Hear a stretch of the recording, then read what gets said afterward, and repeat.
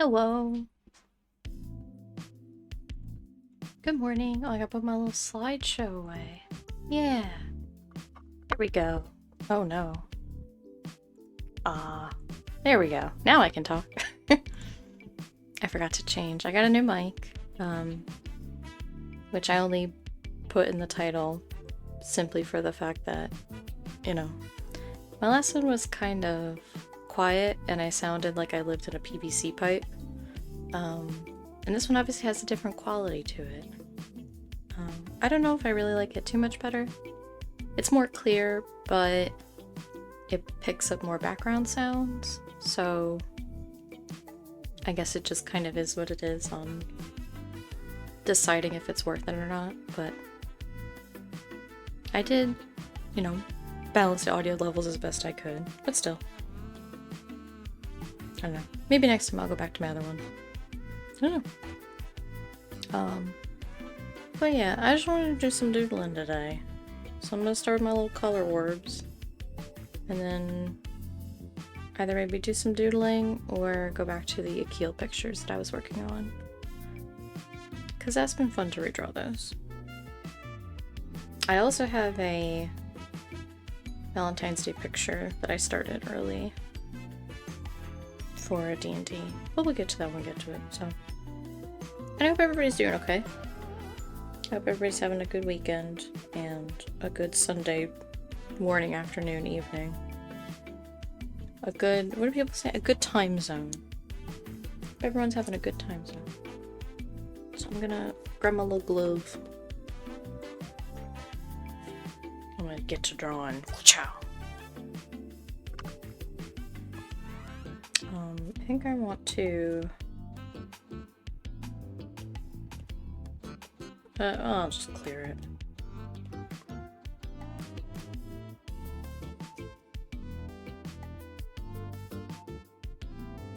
What have I not done? I've done a green, a pink, a blue, three yellows technically. Let's do maybe like a purple. A nice lavender. Yeah.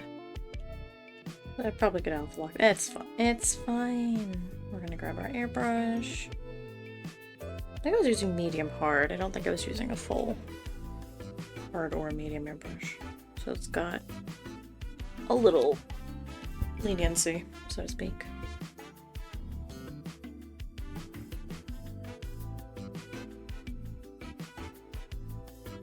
Okay. I'm gonna, I think just, well, I am gonna, hang on. Well, the music just a little bit for me. I can always raise it for the stream if need be. I'm gonna just do some... Just do a nice simple purple on purple to start. I haven't really drawn much this week, so... We'll just be chill. You know what?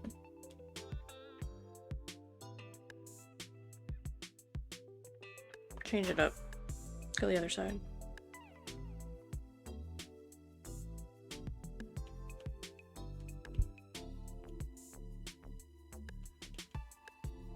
I know, my new mic picks up my computer fan a little bit, but to me it didn't seem so bad.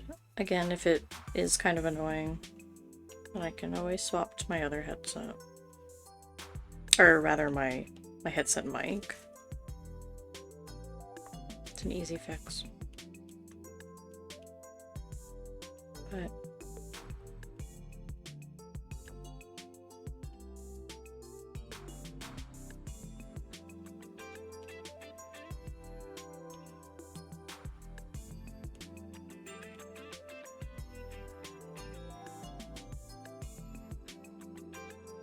a bit darker.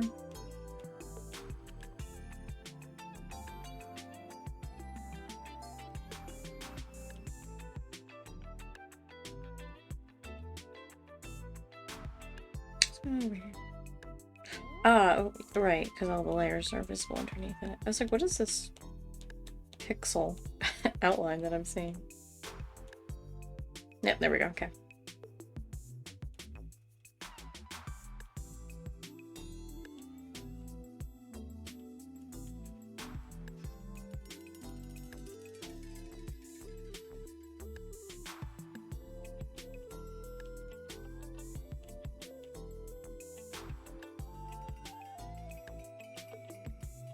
I do kind of like the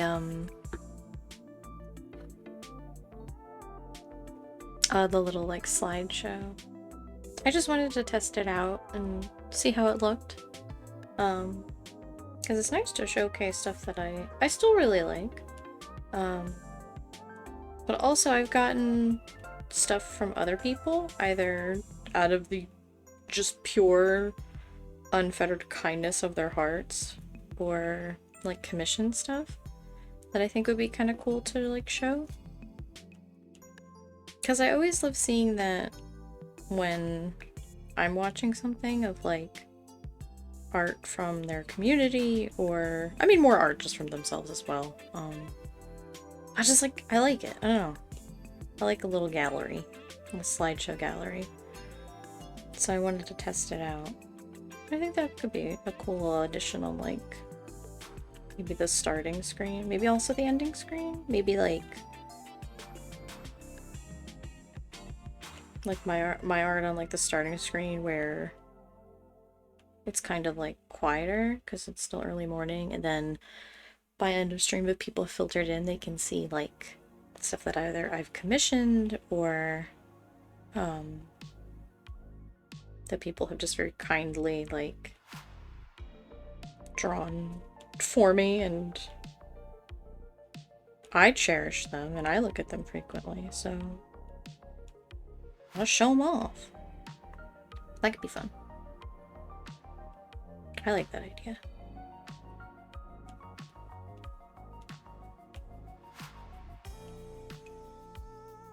Decent looking orb so far.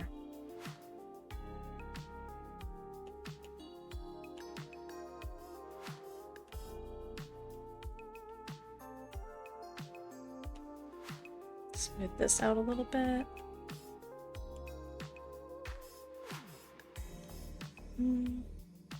Darken this right here.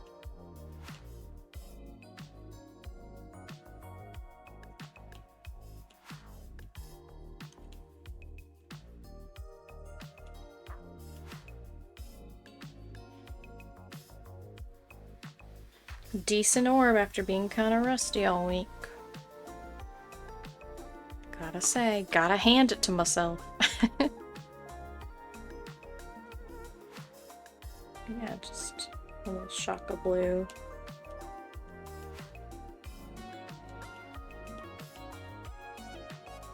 And smooth it back out. Gotta blend it in properly.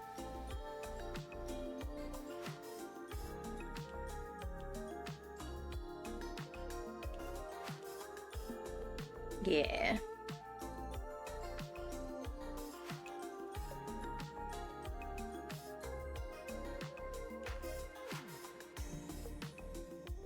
Yeah. Oh, well. Fix that.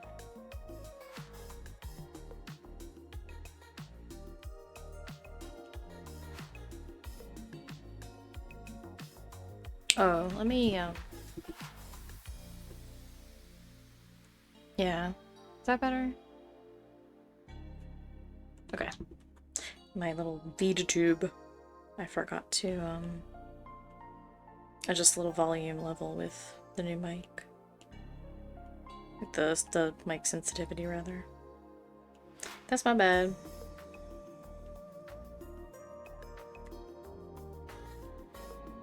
That's nice. Okay, and then...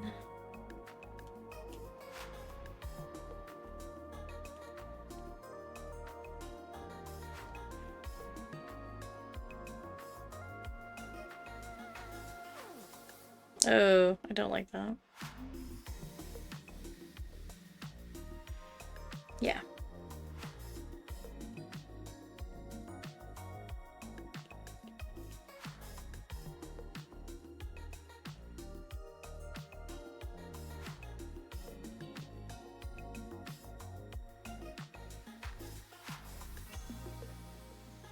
Okay. It's cute. Oh, I should grab my... Oh.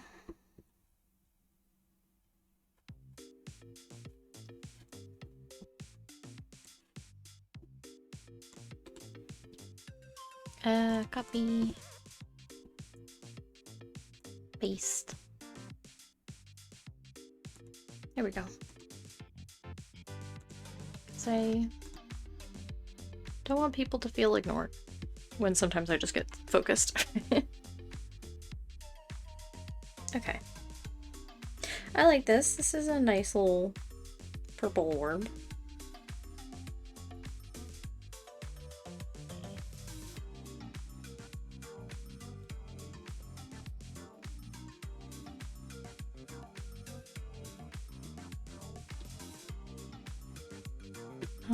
Let's see.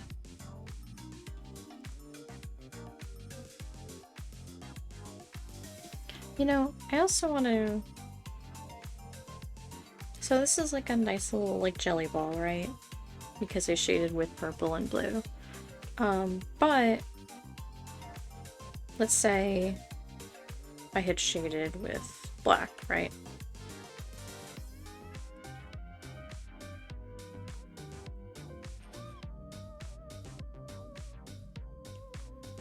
Have our little dark spot here.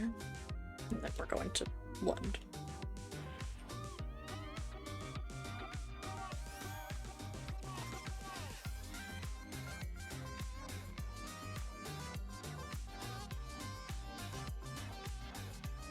It'll be a little messy because then we're going to smooth it out as we go.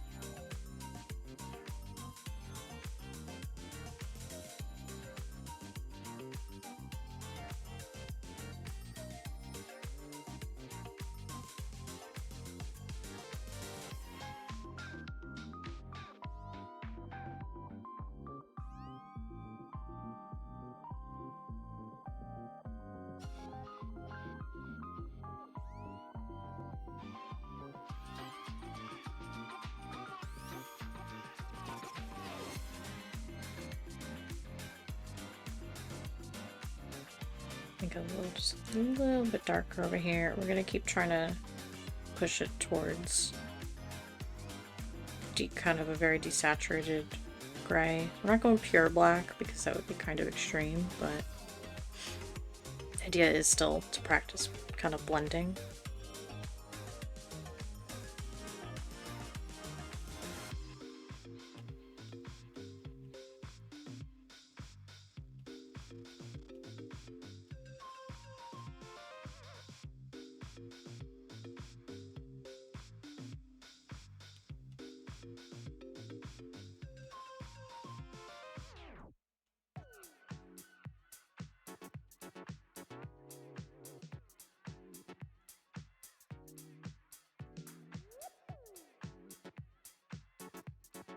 Okay.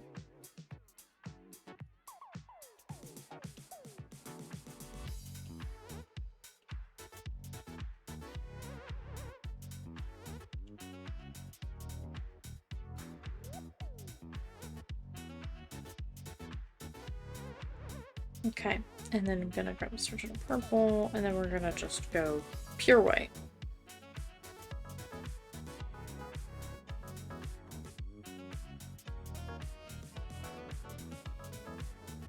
I don't know whereabouts specifically I have my little shines, but that's okay. I'll blend this in a little bit.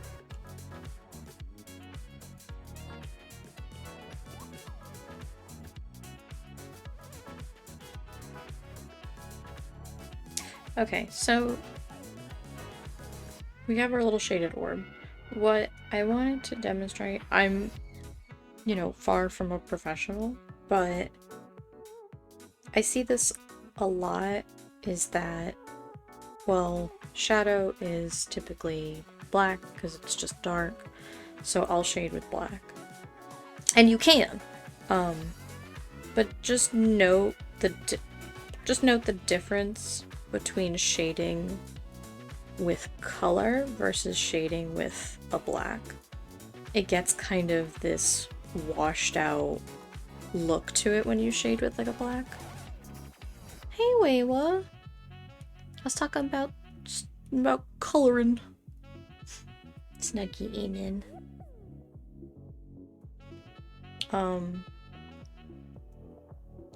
But that it's like, this wasn't even like a pure black. This almost ended up kind of like a grayish purple.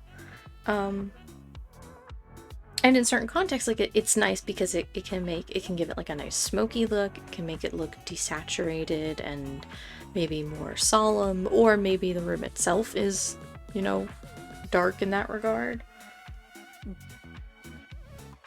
But if you shade with like a blue, it kind of gives it a more rich look to it.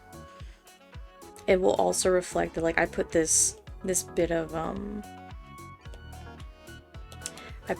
bit of blue here, right? And so that kind of informs us as viewers that maybe the room and the environment around this orb has blue tones to it, and so that's being cast on the orb itself, as an example. Versus in here, it's kind of like, okay, well, maybe, this gray informs us that there's something else. And similarly with like the white, when we shade with the pure, oh, I forgot to get rid of my little line layer. When we shade with white, it can give it more stark contrast. It's more of an intensity versus, we shade with like a soft lavender, so it's a little bit softer. And you can kind of look at it with these other ones. If we shaded with this orange versus shading with a green versus shading with like a blue, is that these all give the yellow itself like a different context to what is around it. And there's no wrong or right way of shading, frankly. But I think part of why I like doing these little orbs as warm-ups is like, it kind of reminds me to be aware of the context in which the things that I'm coloring and drawing are in. And a really fun, easy way to check these things is, say this orb is in like a dark blue environment, which, by the way, I love when movies do this, when they put a filter over a scene to delineate between day and night. This was something that they used to do in the silent movies all the time to show different times of day and like setting. But specifically, blue would always show like, okay, it's nighttime now. So it was almost like they would just put like a blue filter over. Actually, let me maybe do it on this layer instead, since it's the actual shading. And so another movie did this, I think it was Mad Max, Fury Road did this, is that when they were in a nighttime scene, they put this it was dark, but they put a nice blue filter over it. And I like when movies do that, because when movies just make it dark, just like pitch black, and you, the audience, can't see anything. And I think that can serve a purpose sometimes to, elevate a sense of like suspense and like fear, because you, the viewer, also can't see anything, just like how the characters are literally in the dark. I think that there's plenty of context in which that can work. But for general movies, and when it's not really serving that meta purpose, it's just to say, hey, it's dark here. It's like, okay, yeah, but I'm not actually in the movie, so I want to see what's going on. Yes, I wish that they would do a filter more. And I think also, like, it just looks good. Like, it sets a different tone when you do stuff like that. But like for here, so we have this nice basic like purple orb.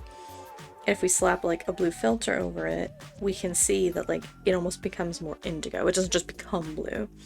And similarly, well, I guess I could just as a shorthand, if we just play with what this layer is, you know, it gives the purple completely different context. And so like here, we've changed this down to like a green, and it's like, oh my god, it became this like washed out blue almost. But if we put a color next to it, like if we say, you know, a yellow, oh, because it's clipped, I'll just put it here for now. If we put like a yellow, what's going on? Oh, I'll put it up here.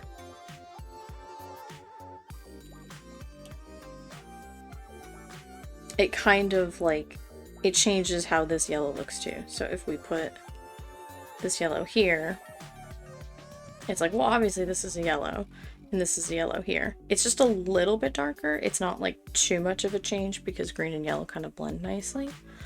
Excuse me. I had to drink some apple juice. I had breakfast, but I haven't had any water today. So my throat's killing me. What is this little guy? I don't remember making that group. But I sure did.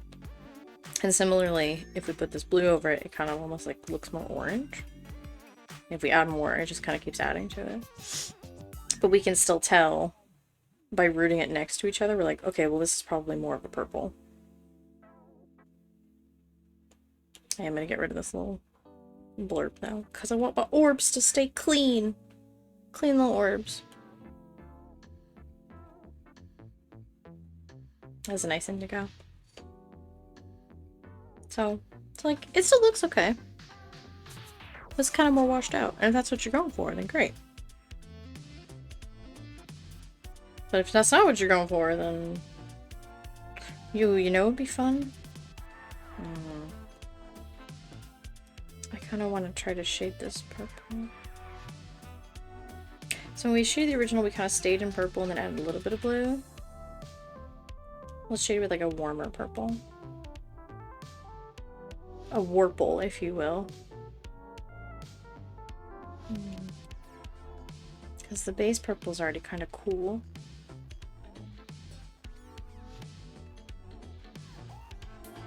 Nice cozy purple.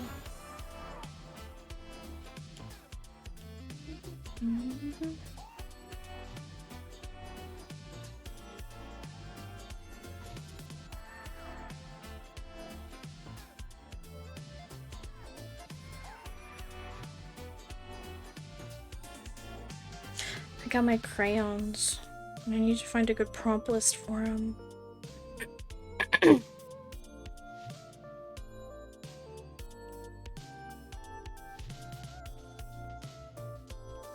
Got a nice new sketchbook and everything, because I dug around and I do not have any that are unused. And if they have blank pages, they have maybe like 2. So they're basically used up. So I was like, well, I'll just get a new one, I guess. But now I'm like, but it's perfect. It's untapped potential. I have to know what I'm doing before I touch this.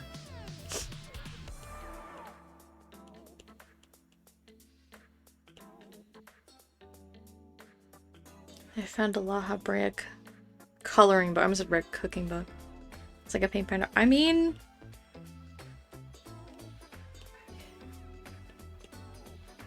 there could be something like that out there. And if not, you could be the first one to make it.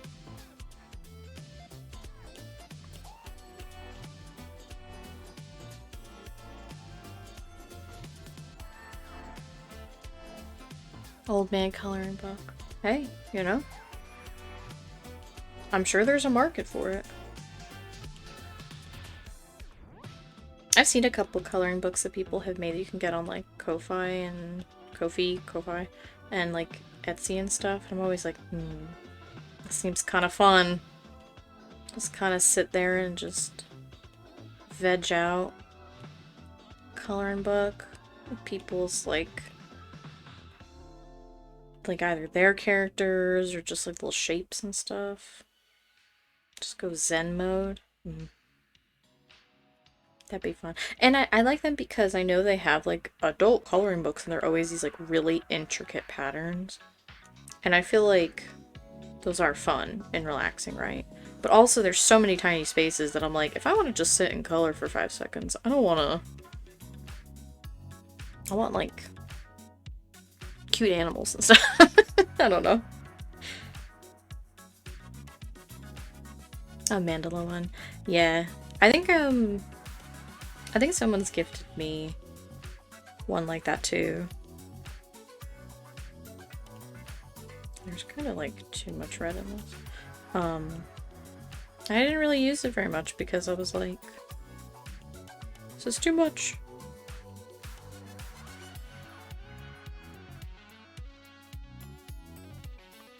But I've seen some that are just like I think Poto Arts, Potoh, made one with like little cartoon cats and stuff. I was like, this is the kind of thing for me. Just kind of nice, simple shapes that I could fill in.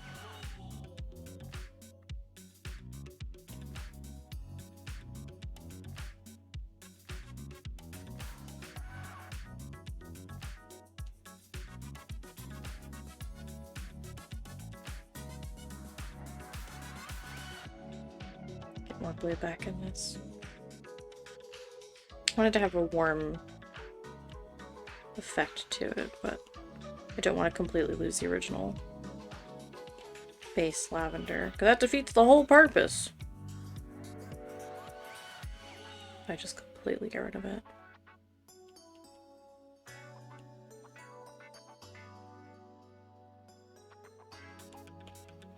Bring this up a little bit.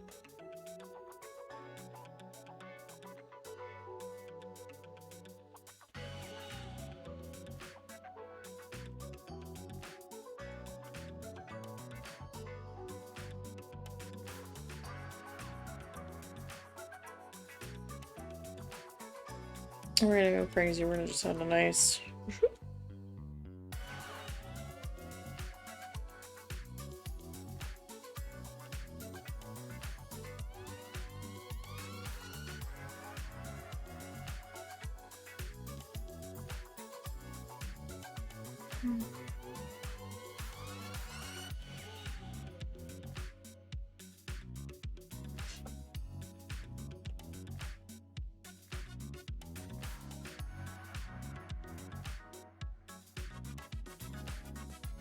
That's kind of a fun effect at a distance.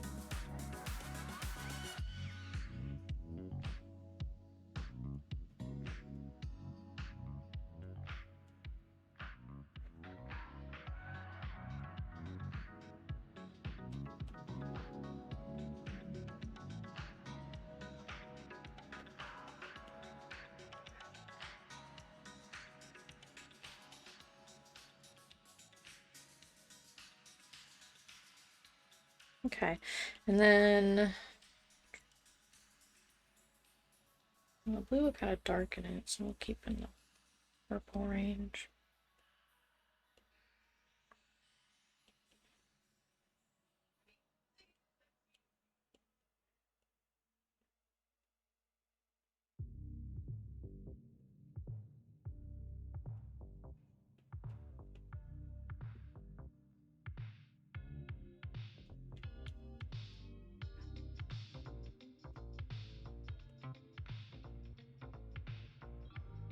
I just want to watch more Spy Family today.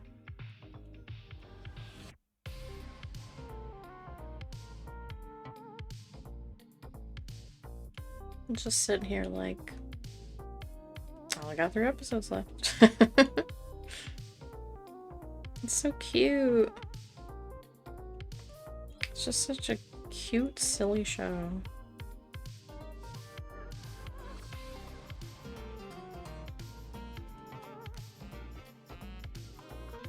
Yeah, purple orb.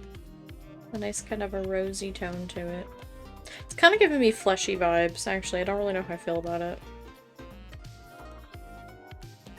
Got kind of a desaturated one. Just a standard purple. But see, this almost has like an indigo look to it. Which is, this is like so pink. That's the power of colors, baby.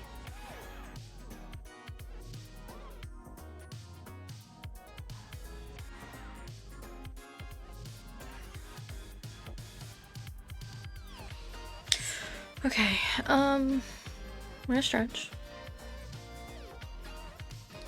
I kind of don't think I'm gonna draw for very long today, just because I'm real sleepy. We're gonna go back to lining Akil. Oh god. This background is so very white. There we go, it's a little bit easier to look at. Okay,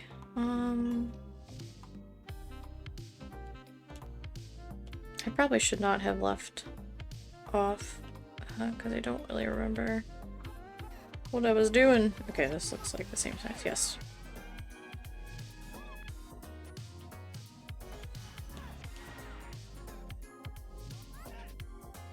Okay, well this collarbone is way too high.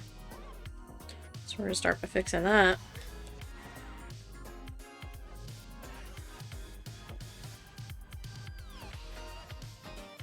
Probably more down here. This one would be up a little bit higher because his shoulder's raised.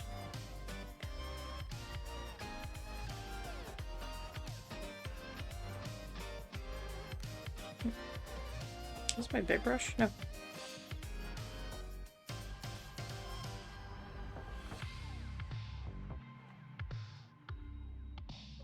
Okay.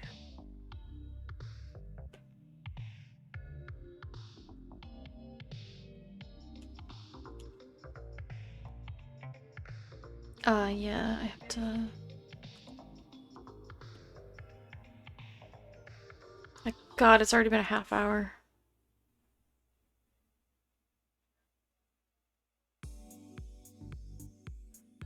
I'm in a different layer. Okay, just in case I hate this and I just want to quickly delete it. Versus hitting undo a bajillion times.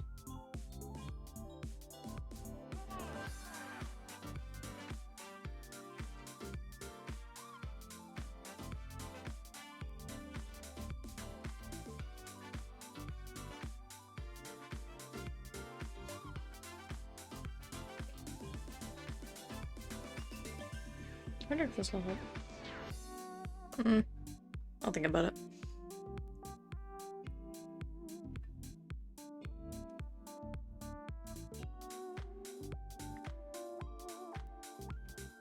Oh yeah, that was the other thing as well.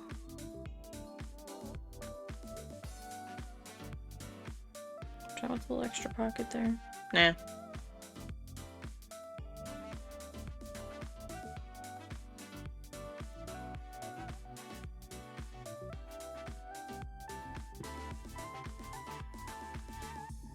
Got coffee? Heck yeah, what kind of coffee? Your cold brew? Or are you doing hot coffee? Your cold brew from space. With a bajillion pounds of caffeine.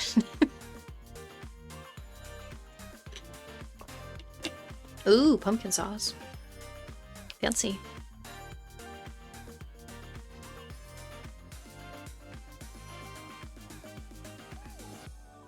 Oh, okay, that looks okay. You put a little cinnamon on top.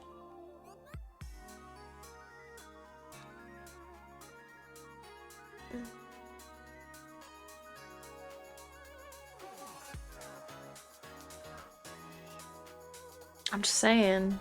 Cinnamon, maybe just a tiny pinch of nutmeg. That's the stuff. Do pumpkin spice shaker. Well, there you go.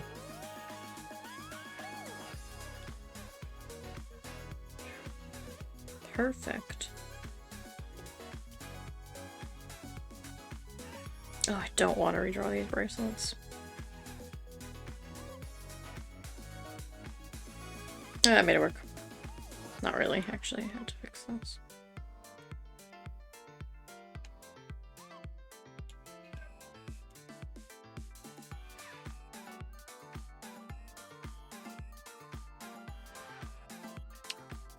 I thought I was hearing something in my house.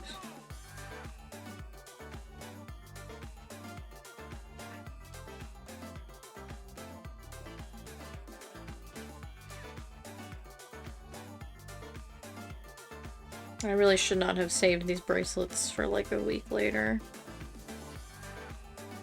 I really should have just done them at some point.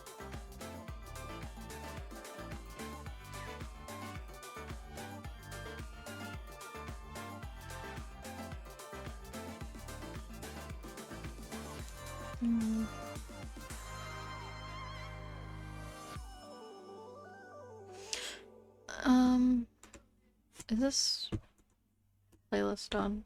There's one more song, but I'm gonna just change it. Kinda want something more chill. I mean, it's still Game Chops, but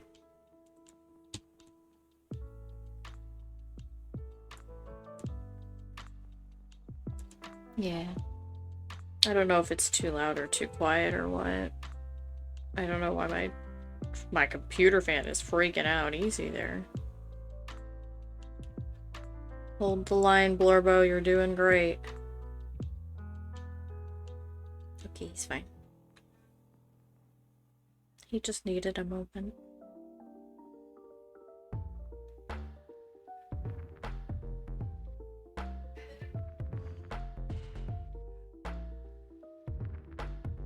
Well, see, maybe I shouldn't have put on the Zelda playlist, because I just really want to play a Zelda game.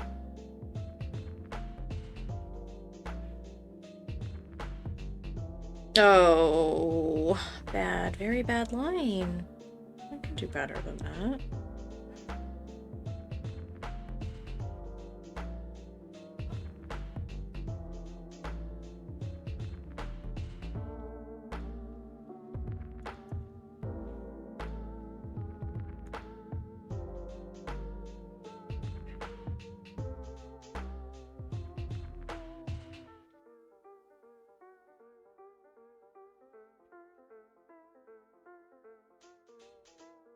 Layla, while it's just us here, how excited are you for our little possibilities for our one-shot?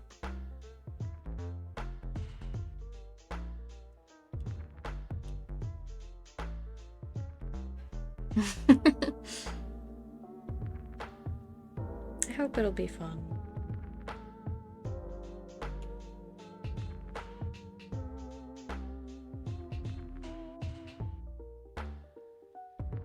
And I'm so glad they did go big. Yes, me too, because they're gonna need all the help they can get.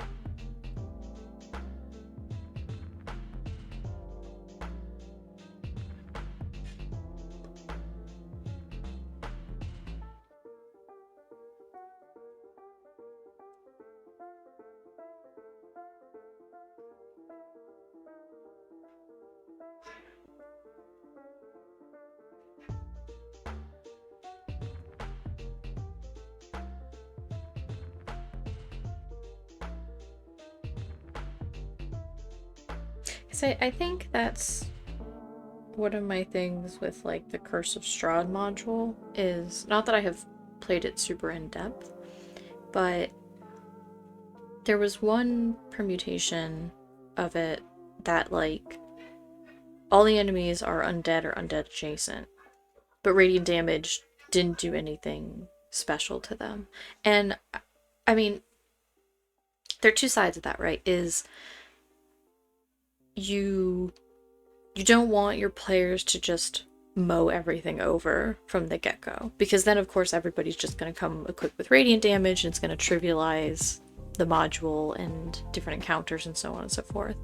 But I feel like just making everything resistant or immune in some capacity is also like, if somebody brought a cleric, genuinely just to be like a cleric or a paladin, they didn't even do it to like metagame, they just wanted to play that, or they wanted to be a healer or something, so most of their toolkit is radiant damage, they don't have anything, and they can kind of be like left out. And then it also feels like, well, then it doesn't matter if we're fighting undead, because they're just the same as like reskinned bandits and stuff, right? Like if they don't have any special vulnerabilities or strengths, then they're just kind of the same as any other monster. Which I think what I tried to do the one shot is like the normal gremlins that they're gonna fight to get to the main boss are gonna have their vulnerabilities to radiant and stuff, and then the actual main boss has his own resistances. And I think it's like, well, A, because he's the big boss, not to be confused with Big Boss from Metal Gear, which I've been watching, so now every time I say Big Boss in my head I'm like, David Hayter. But also I think that there's kind of like a fun, like, oh, we're just kicking butt and killing things in 2 hits, and this is so easy because we're so strong. And then you get to the main big boss guy and it's like, oh shit. Our toolkit doesn't work anymore. Not doesn't completely work, but you know. I think that that can be a fun realization.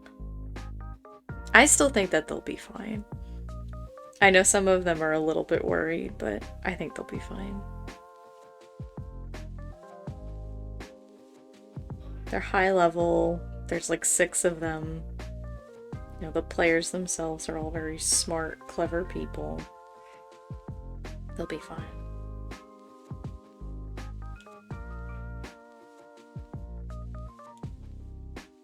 I've seen firsthand how nigh unkillable a D&D party can be.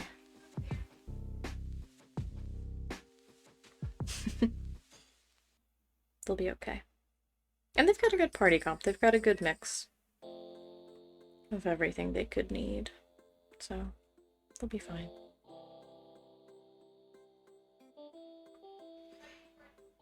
Honestly, they'll be so fine, I'm kind of like, I should put more traps.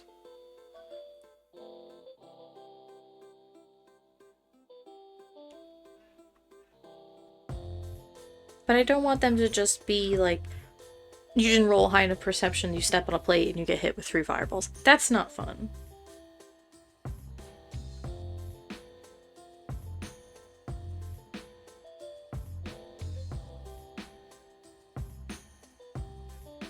Want something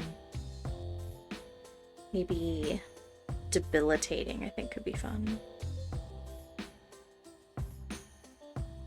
I did giggle a little, them making comments about having their full slots going to boss fight. No sweet. Yeah, and I mean, I told them, like, well, and the thing is, if they can just clear the fights getting up to the big boss with, like, cantrips and stuff, more power to them. That is completely up to them how they want to use their resources. Or not use their resources, you know?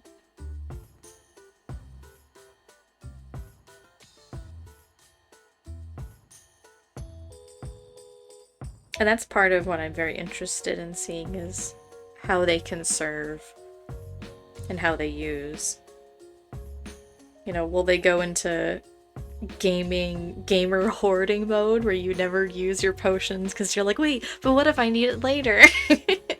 Or if they'll be like, well, this is it, let's just use everything, you know?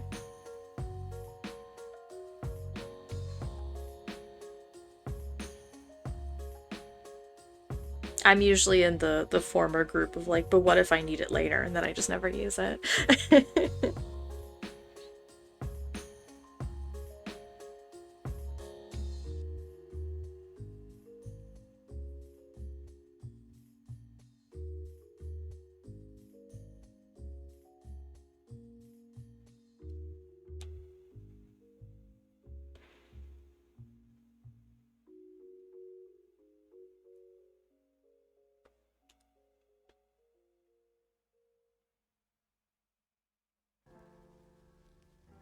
Art is fake, so we copy and paste.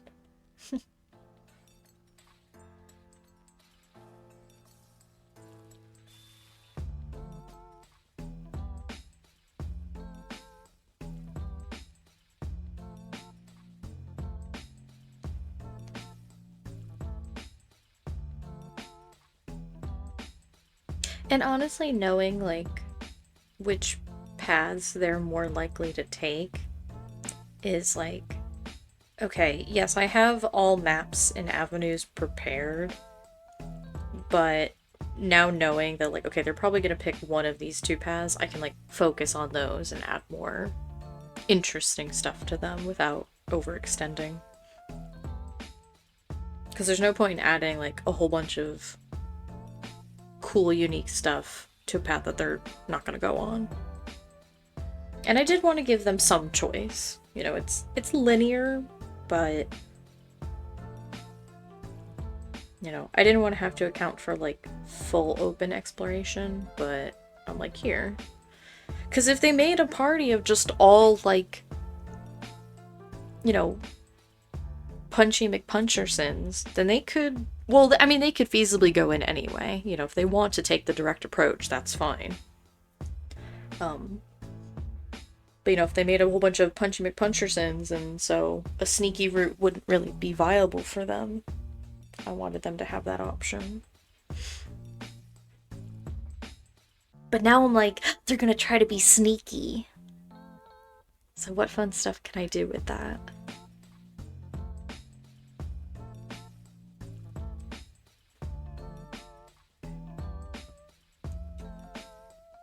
Mallow's loafing, so I'm gonna put a little loaf Mallow. She's on her house. The little orb. I'm so excited.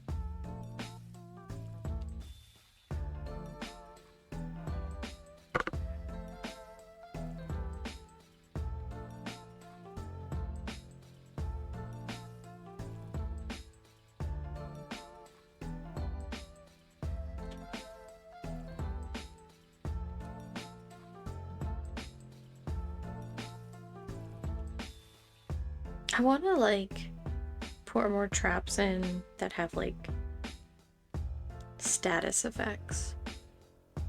Because I think damage is fun, right? Obviously damage is always good, but damage is easily remedied, right? Versus like, you know, having to use a restoration spell to cure like a poison or something is like, you know, is it worth just dealing with the poison and saving the spell slot, or do you want to use a precious spell slot? I don't know. Yeah. I did see one mechanic, and I mean there's no one else here. I did see one mechanic that I really want to use that's like different levels of a spell effect. So if you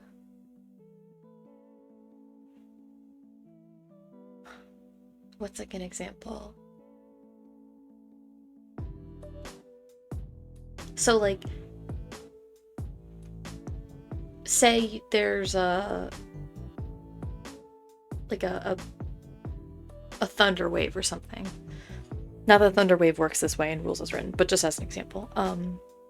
Which, you know, you can roll high enough to completely save against it, you're fine. You roll kind of mid-level where you're not fully knocked prone, but maybe you're staggered. Or you fail and you are fully knocked prone. Like, I like stuff like that where it's like kind of a partial success that's not completely just win-lose, but it feels more like environmental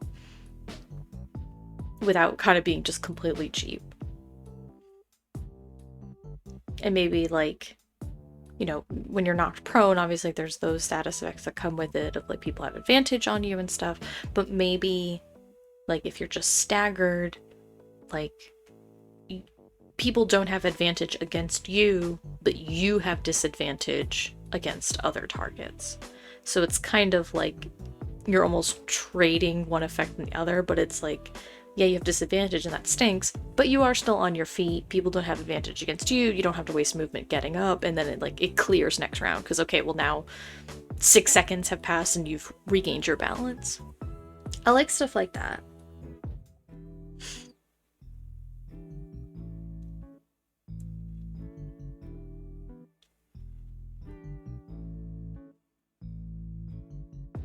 I'm gonna leave these bracelets alone because, frankly, I just don't want to draw them anymore. I think they look okay. Yeah. And I love, if they go one route, they have to, like, travel through a section that, like, could potentially give them exhaustion, and and I think that that's fun because it's like, that's just a flat penalty all throughout. It's one that you can very much live with, but you could also waste a spell slot to remove it. And I liked looking at that one because I looked at it again today just to confirm of like, let me look at the real world context of this situation. Is exhaustion feasible? And then I was looking at it, I was like, yeah. Yeah.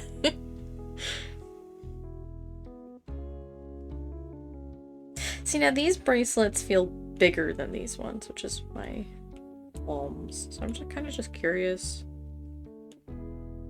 Yeah. Well, it's because they're further down his wrist. They're not like on his wrist, so here. I mean, I could just kind of copy them. Maybe shrink them just a little bit. Maybe cheese them just a little bit for the sake of perspective. They still don't look bad, actually. Art is fake, that's true. I've forgotten the most crucial rule is art is fake. So I can actually just do whatever I want.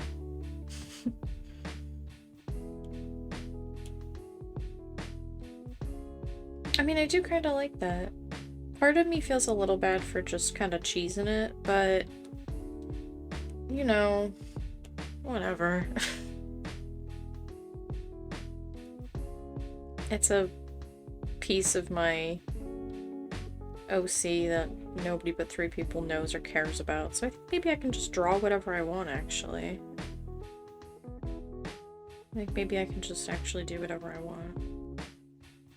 And if I'm having fun, that's what matters.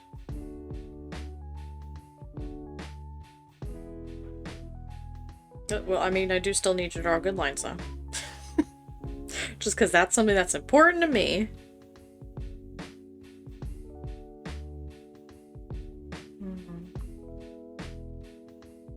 Ah, and since I got so many of their sheets last night, between, like, all of their... Do you want me to put game ideas here? Send it to me over Facebook. Because then I'll have them versus I'll have to go back digging through, like, the Twitch chat if I want to save them.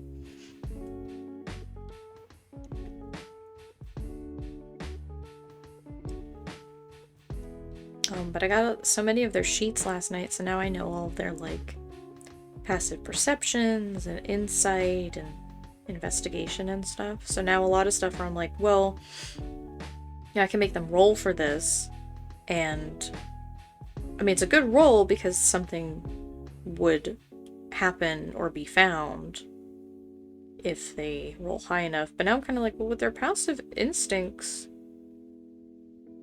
they don't really need to roll. They can just get these things. And I don't know if that's like... I'm gonna say actually...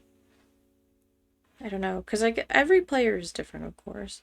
For me, though, if I'm like, well, if I have a passive perception of, like, 19 or 20 or something, like, crazy high, and I fail to notice things, to me as a player, I'm like, then why would I prioritize this skill if I still have to roll for it anyway and leave it to chance, you know? Because that's the idea of, like, boosting your numbers, is that it's bettering your odds. I don't know. But maybe some players are like, well, I'd still rather roll. Just fine. That's the point of the game, is to roll dice.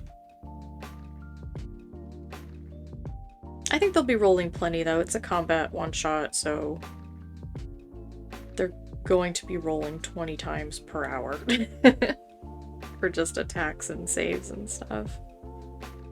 So maybe then the exploration part being more passive would be better. I don't know.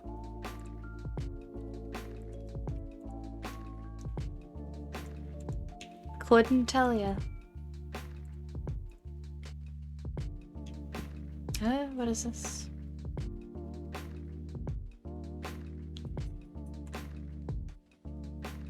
Ah. Okay.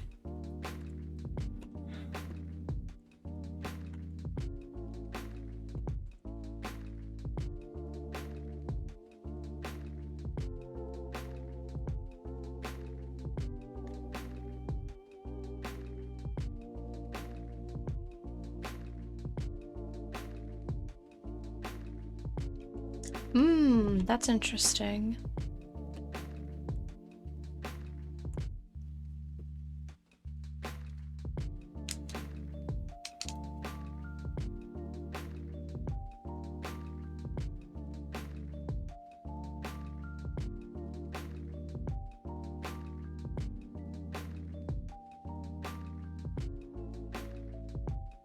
That could be fun. And that could be fun as like a mechanic that comes back up in like the full game. And then since it's been, the characters are kind of more established, can really not pull any narrative punches, so to speak.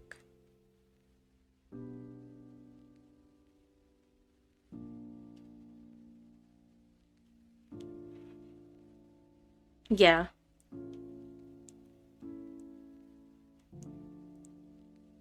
I'm worried though, just because it's a one-shot. Like, I feel like if it's an established game, it's like, okay, well, people kind of like know their characters at this point. But for just like a one-shot, I feel like people kind of have an idea of their characters, but it's not like super in-depth, which is fine because it genuinely doesn't need to be. So kind of putting people on the spot like that is, I'm like, I feel like unless they have, like, they're very enthusiastic about their character, they're not gonna really have anything ready. I guess maybe I could ask instead. Just make up a table and some stock stuff. I feel like, I think I could even fail sales build. Well, I was gonna say, like, instead of asking for specific example. Oh, I'm gonna lower my mic volume because I just glanced up and sometimes it peaks in OBS. I hope it's not too loud. But maybe not showing like examples, but asking them for their reaction of like, hey, you experience this thing. How does your character respond?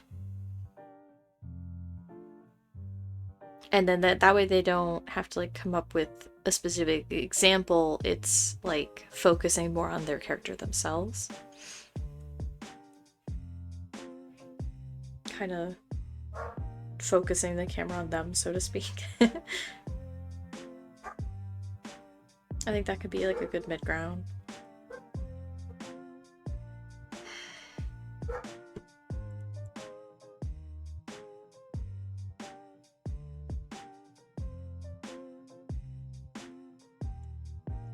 Gives insight into them to use the full game for story. Yeah. I've already got some ideas for like their legacies. Not too much because, you know, they're not going to be the focus. The focus will obviously be on like the new characters, but I think fun stuff like that, or little stuff like that, can be fun to sprinkle in so that their characters don't feel like just complete throwaways, that like they had an impact on the world both before and after. The item that I gave, I almost said that I gave to Doki Cheese. The item that I gave to Ashley's little goblin bard was a and I mean this is not like a secret. It was a Rydell model microphone, since she is a little pop star. So she has +1 to like all her spell damage, and she can use the thaumaturgy cantrip at will. So because she's a little pop star, so she has a microphone to like amplify her voice. And I feel like a +1 is like not a big deal, and is a little fun fact of like, because the Rydell family are important inventors in the context of the world and will be very important in the subsequent story. So that's just like a fun little, doesn't impact them any now. It's a nice little item for her. And thaumaturgy is like a nice little cantrip. It is underrated how useful it can be. And now that I have those sheets, I want to kind of give them more little, like, if I can. I don't know if I'll be able to, because a lot of them have, like, really useful items as it is, which is fine. That's why I let them pick them. But it'd be nice to kind of give them all just, like, a little trinket type of thing like that. That isn't really gonna, like, turn the tide of the game inherently. Obviously, like, if they come up with something clever, that's one thing, but I'm not giving them like, here's a +3 sword, go to town. There's just something fun, you know, that's kind of more custom tailored to their character. We'll see. We'll see what I can come up with.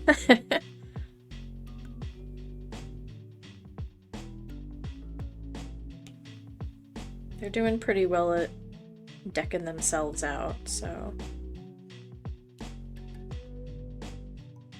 don't really need me for that, if I can't think of anything. Just fine.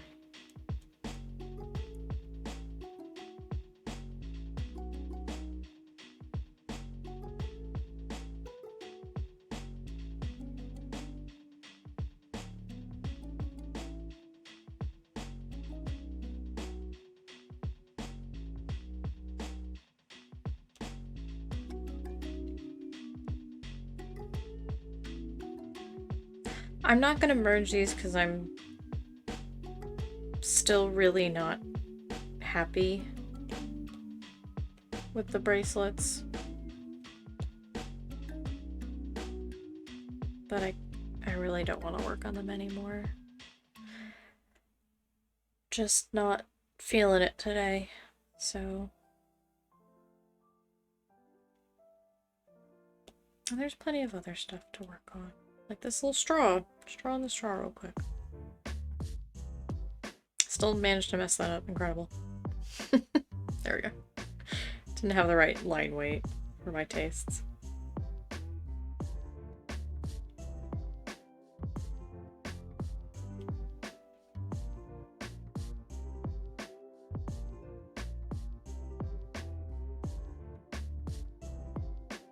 Okay.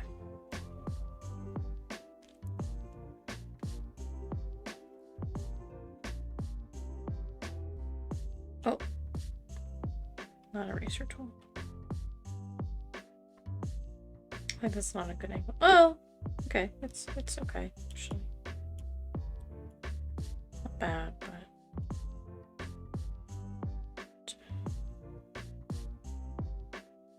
yeah, there we go. Yeah, there we go.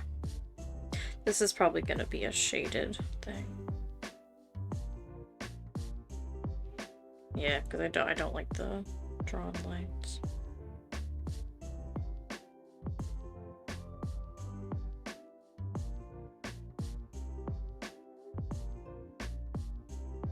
Got this little curly Q here. Yeah.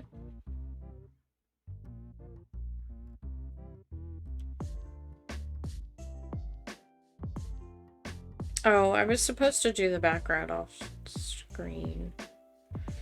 And I surely didn't. That's a real shame, isn't it? That's alright.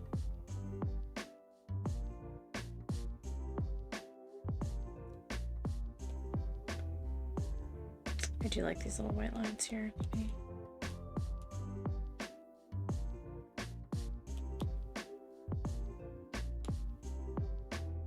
Okay, whoa, easy there. Okay.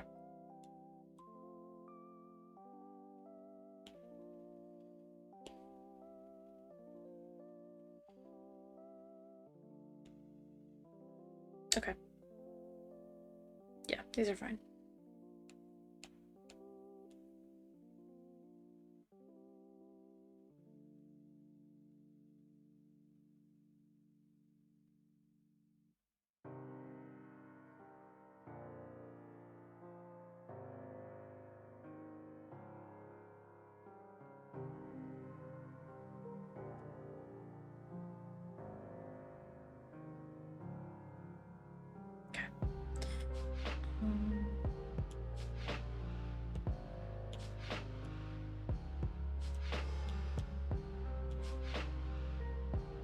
Oh yeah, I guess I could just... It's drawing assist is still on. Might as well.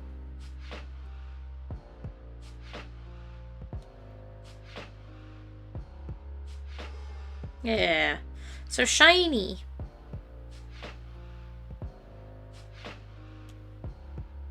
That's cute. I like that.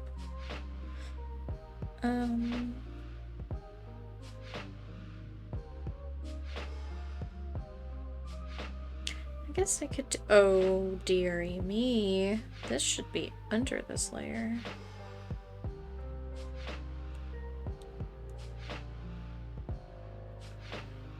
Guess I could just merge these. I guess I could do some flats on him.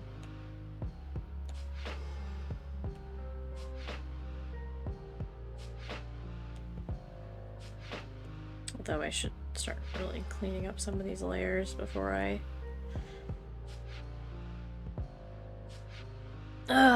do anything crazy. It's getting kind of messy.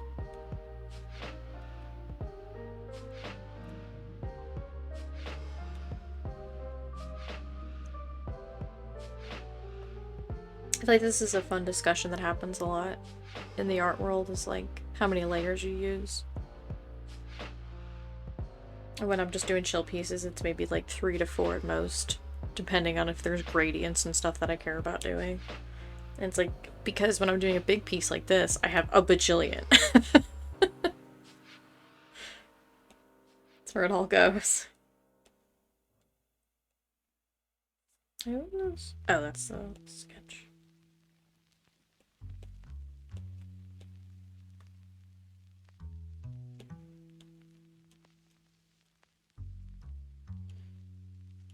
Oh, I'm so scared of deleting this cup. And I know that seems silly, but...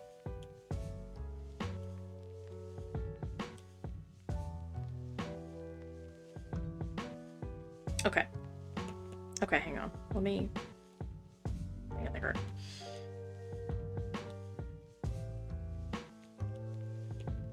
I'll tidy up all my sketch layers.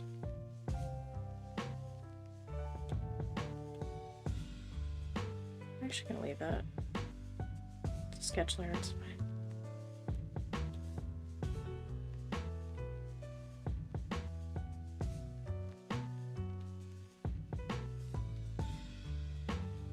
Oh, he's supposed to have little squiggles on his knees. Ah, I don't know if I like that anymore.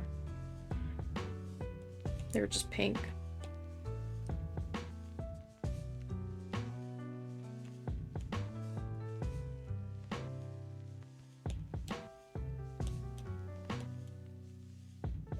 Let's see. That's pretty cute. Okay, maybe we will.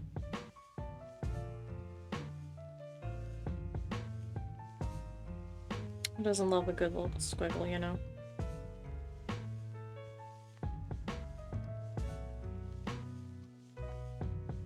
Well, actually...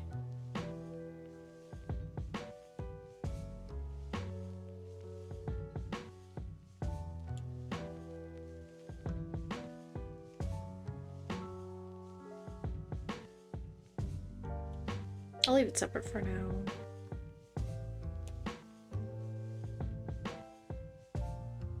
Oh, this is gonna be a nightmare to move, so I'm just gonna do this. Okay, you guys are shading. Wait, not you. Just you three.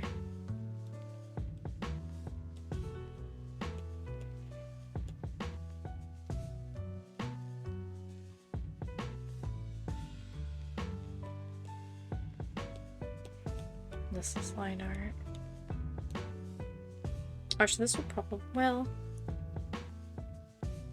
I was gonna say the little squiggle might be in the lines or colors anyway, but maybe I should put it like on this layer with these guys.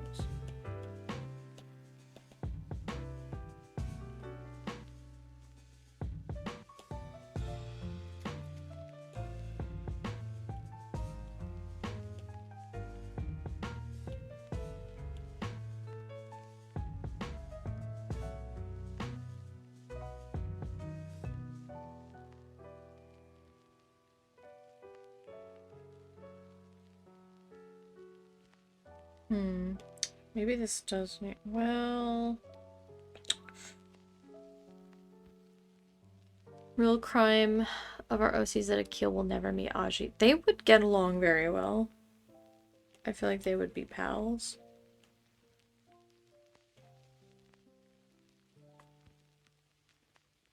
I feel like they would just go back and forth, like, telling stories and stuff, which would be kind of cute.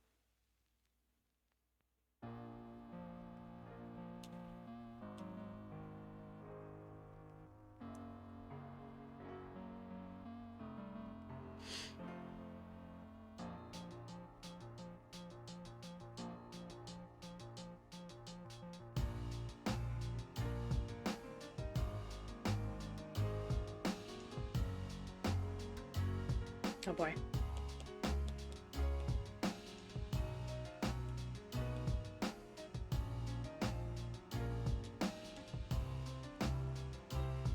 Yeah, I'll have to do that part by hand, that's fine.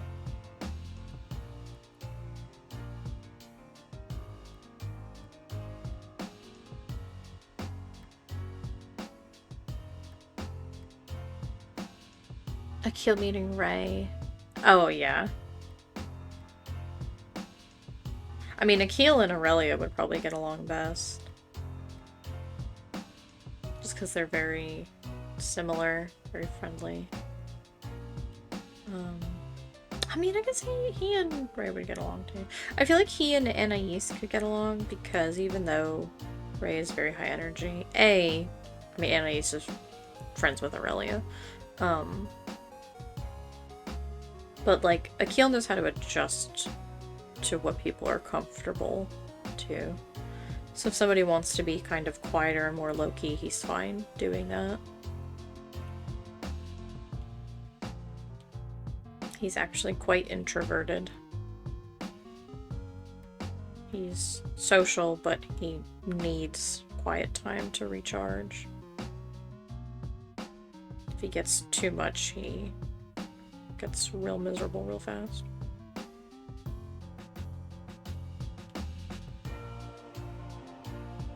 Could be a little snarky. Akil can be evil with Anais, he can be a little snarky. Yeah, that's true. They can be sassy together.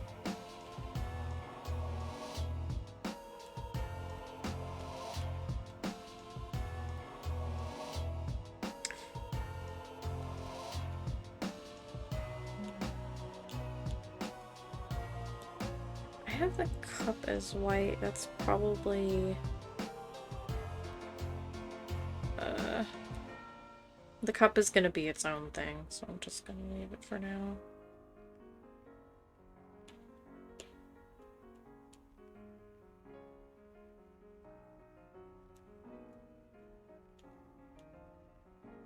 Wow, there sure is just no line there, huh? Huh, Isabel. You really just kind of, just didn't really finish that thought. Why? How did I... How? Why? I mean, easy fix. It's just like that, but... But what happened? How did I do that? Okay. Anyway.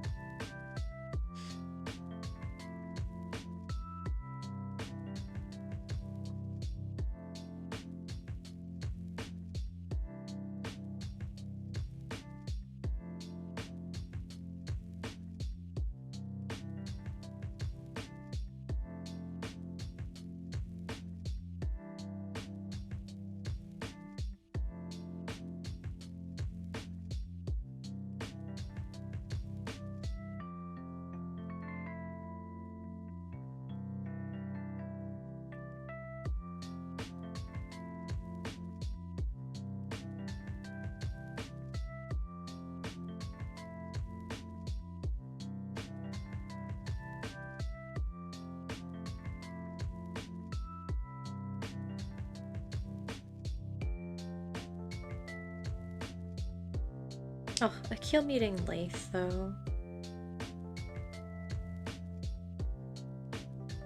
Meeting his uncle.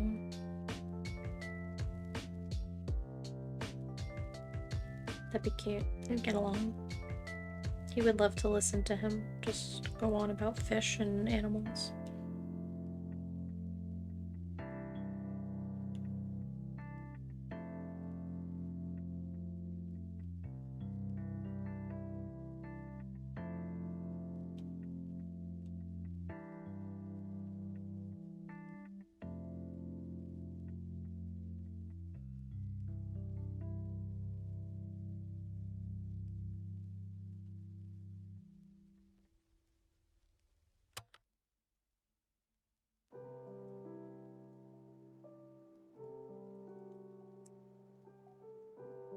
I don't like this line.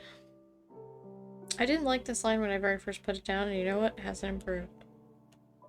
My taste for it. It's not improved. It's not bad, I just want to curl it up a little bit more.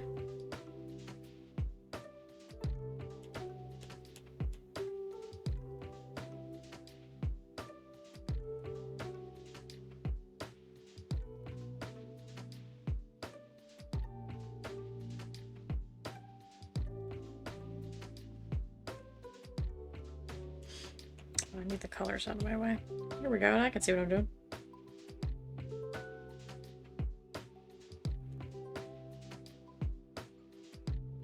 Yeah, I do like that better.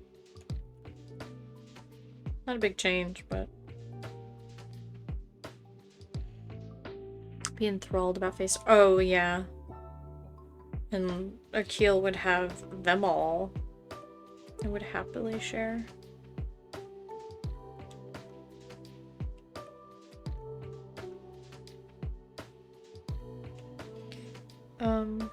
I'm probably gonna change these, but just so that I don't lose track of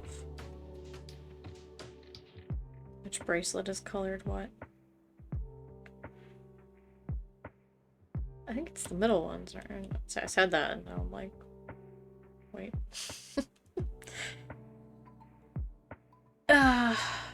Yeah, probably. Pink is... Well, what is this?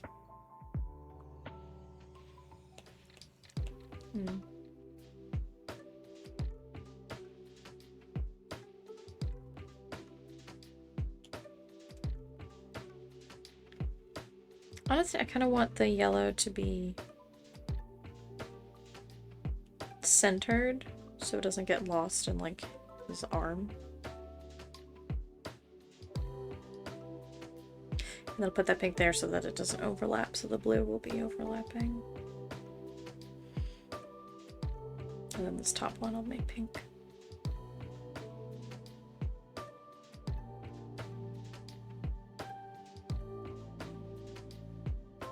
Akil taking on one of their kids as an apprentice. I mean... he'd be good for the job.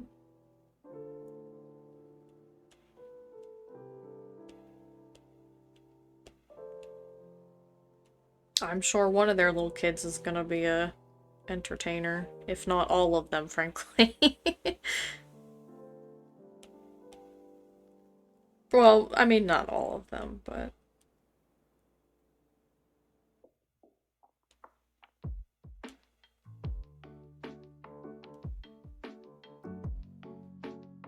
you know.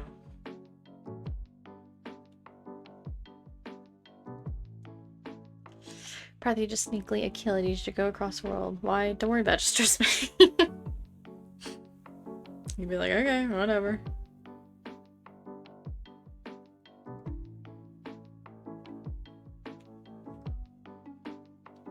That's a bit hard on the eyes, but I kind of like it. Kind of into it.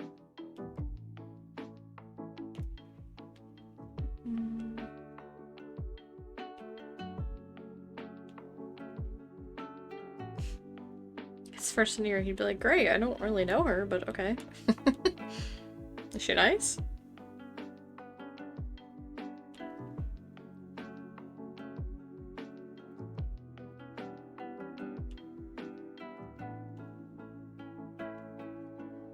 He's always good with an excuse to travel.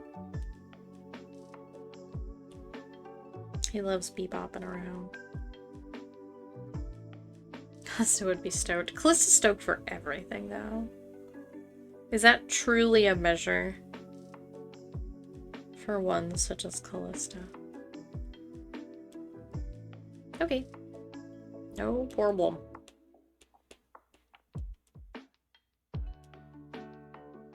Purple. Oh, and then the drink, okay. Which, I mean, well, don't want to get rid of that quite yet. Oops. There will come a time. But not yet.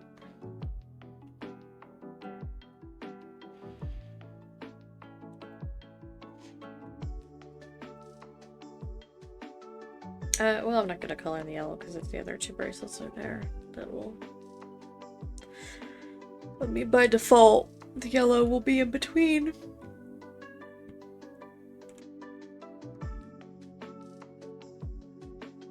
Oh, excuse me. I had to yarn. Ah! Where'd my purple go? Didn't register. Weird. Okay, maybe I should just do the purple now. Oh, I have to reset up my...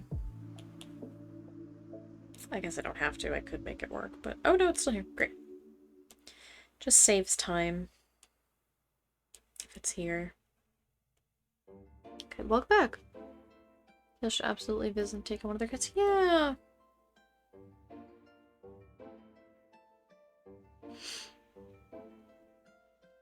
They could be friends.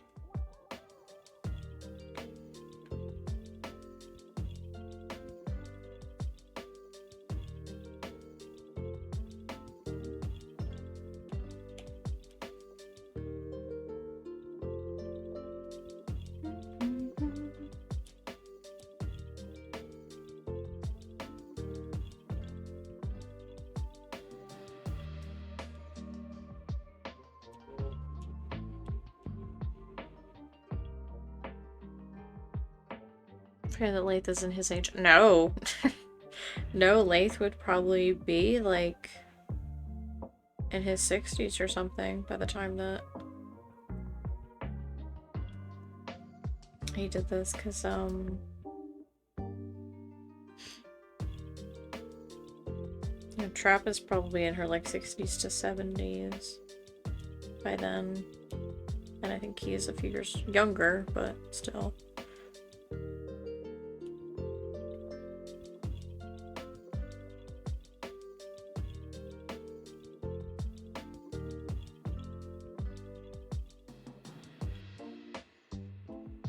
Purple drink.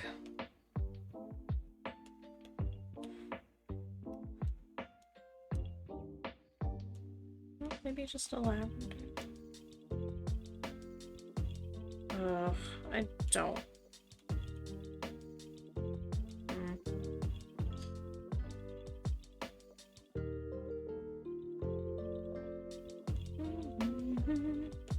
I'm gonna do this. Yeah, because I don't need this layer anymore, so.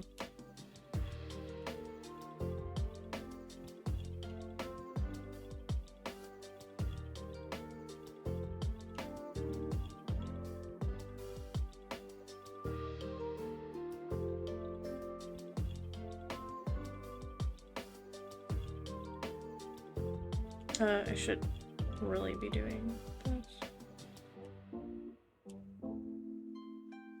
So all the kids would either be older or the youngest maybe had yeah, because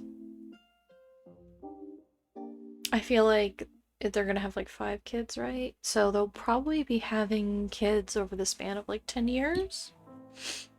So, you know, they're kind of evenly spaced, so to speak.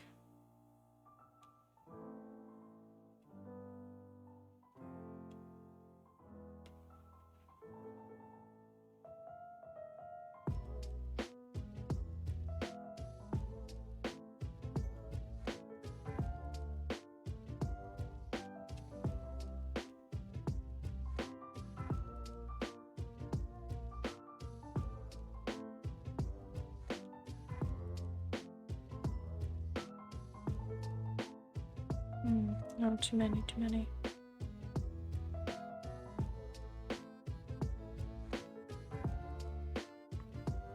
Okay, how does that look?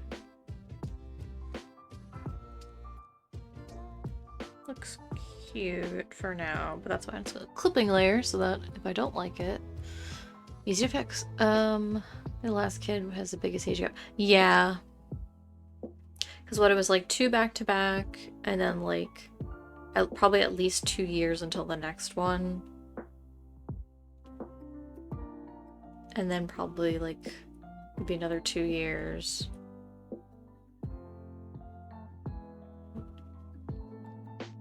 Two, 3, 4. Yeah, and then if there's like 3+ years, then it'd be about over the span of 10. Which feels right to me.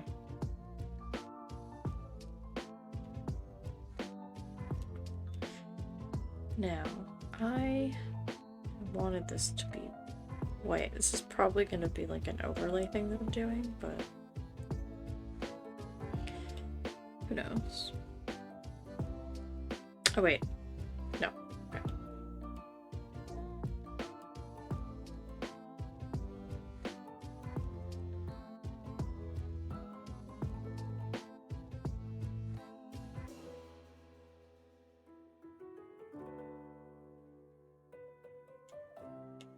Oh, for goodness sake. Oh, God, no. Maybe soft light. No. Well, at least for now. I hadn't really convinced Lane for the last one. That's right, yeah. But then they get a boy.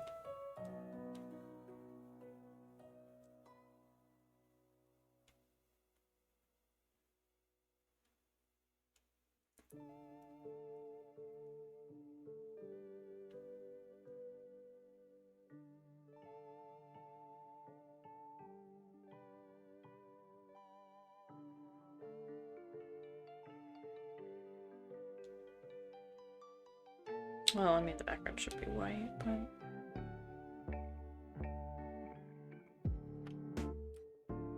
These little,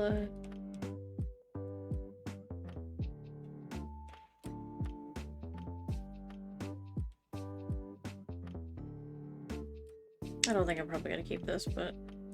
Oh.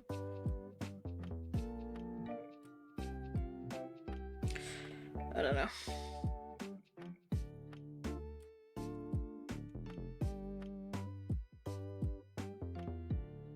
I don't know. Okay, well, I need to work on those bracelets in the background, but I don't really have it in me to do those today, so I'm not going to. It's as simple as that. Let's see what else we got.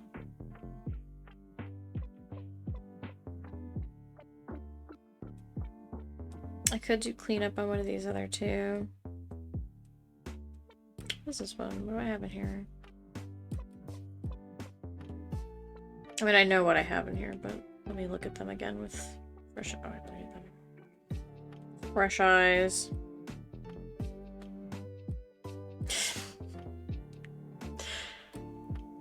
Doki's still just as good as when I first drew her. Really just going to town.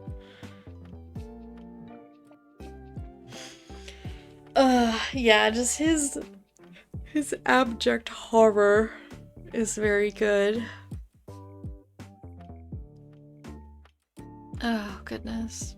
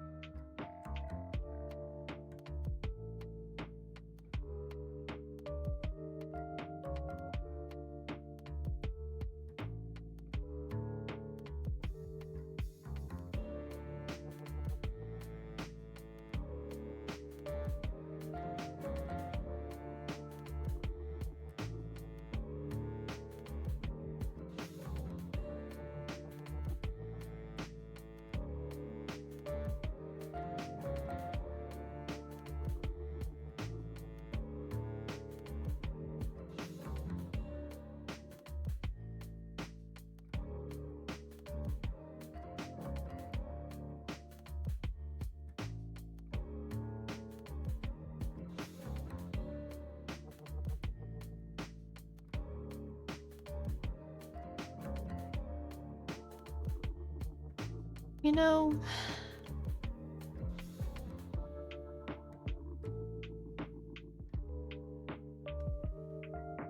this feels very ominous to say too.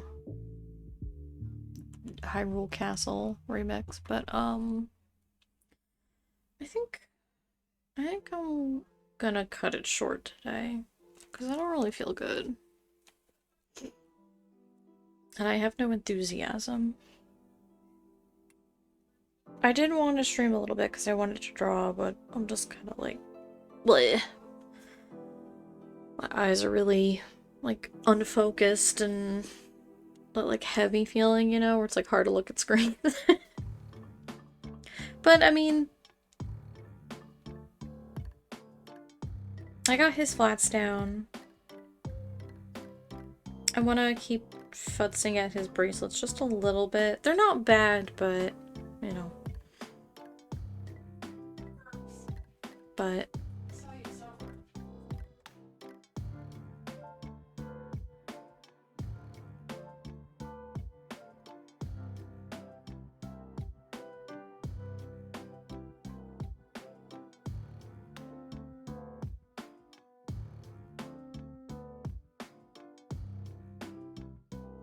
okay, so anyway, yeah, well now I have to go. Anyway, yeah, maybe next weekend will be better. But thanks for hanging out. And I'll talk to you guys later. Have a good rest of your weekend. Stay warm. Or cool, because maybe you're in a hot place. I don't know. I don't know your life. But, yeah. Okay. Bye, guys. Zoop, into the void I go.